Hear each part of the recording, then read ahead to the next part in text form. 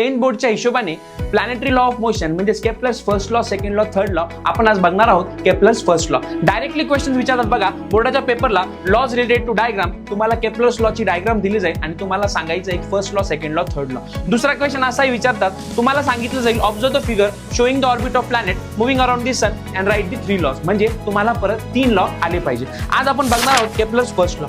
बघा Kepler's first law काय सांगतो, planets revolve around the sun in elliptical orbit keeping sun at one of its foci.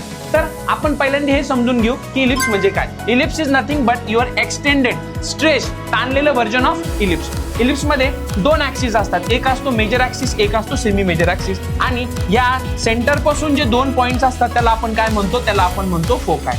तर law नुसार काय म्हणतो आपण, planets revolve around the sun keeping sun at one of its foci. म्हणजे तुम्ही सनला प्लॅनेटच्या ऑर्बिटच्या भोवती एका फोकायवरती ठेवणार आणि मग सगळे प्लॅनेट तुमचे ऑर्बिट करणार. याच्यामध्ये बघण्याचा अजून एक इम्पॉर्टंट पॉईंट हा आहे की जसा तुमचा प्लॅनेट सन पाशी येईल, सनच्या क्लोज येईल, तसं त्याचा स्पीड काय होणार आहे, वाढणार आहे. आणि जसा तो दूर जाईल तसा त्याचा स्पीड काय होणार आहे, कमी होणार आहे. तर या लॉ मध्ये एवढेच इम्पॉर्टंट आहे.